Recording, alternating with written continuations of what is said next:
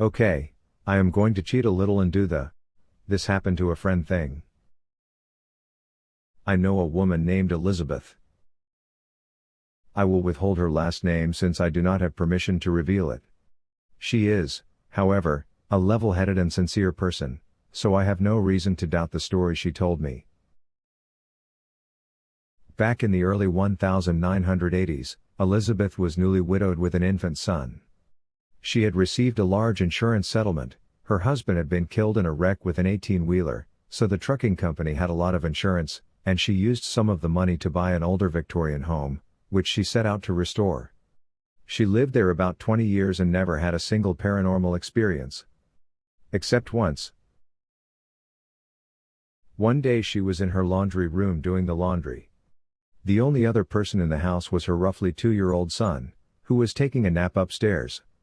Her research into the history of her house had revealed that, back in the old days, the laundry room had once been the live-in maid's quarters.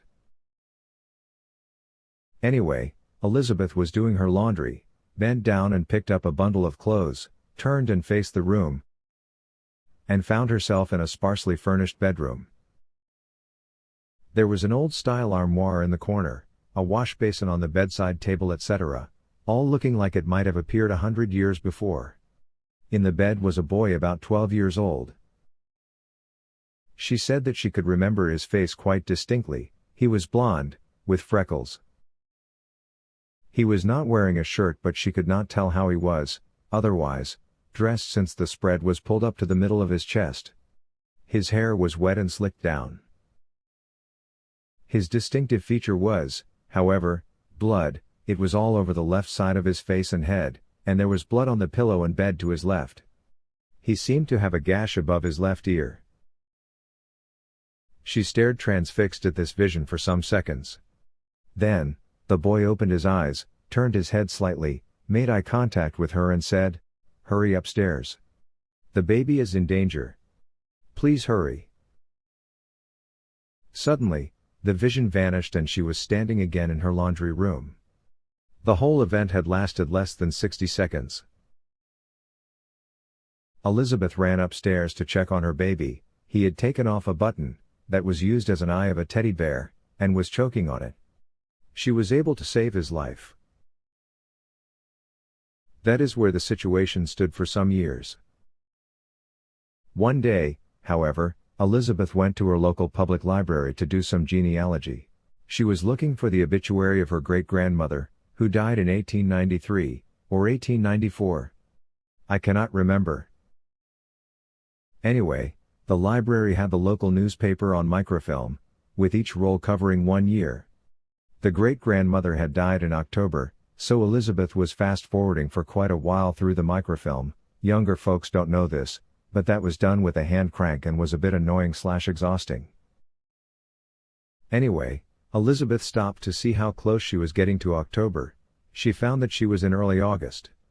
Then, her eyes fell on a name on the newspaper page, Hiram Wallace.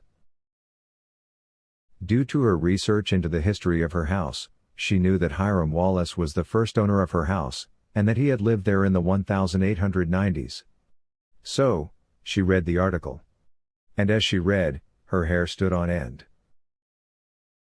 The article was titled "A Terrible Tragedy." It described how a group of about a dozen young boys had gone swimming in Maple Creek, a stream not too far from her house. The article mentioned that the boys' swimming hole was about 200 yards south of the turnpike, which would have put the location very close to her house. One of the boys, 13-year-old Gilbert Vanderpool, had slipped on the bank while trying to dive in, had fallen, and hit his head on a rock. His comrades' shouts for help had attracted the attention of workmen building a new house nearby. They carried young Gilbert to the nearest inhabited home, the home of Hiram Wallace. The article did not say to which bedroom Gilbert was carried, but the maid's room would have been the only downstairs bedroom, and it would not have made much sense to carry him upstairs. A doctor was summoned. Before he could arrive, Gilbert regained consciousness.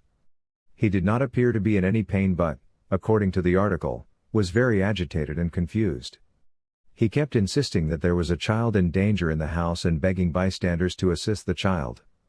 Those who were with Gilbert tried to reassure him that there was no child in danger in the house. Then, Gilbert exclaimed, "Thank God he is safe," and died.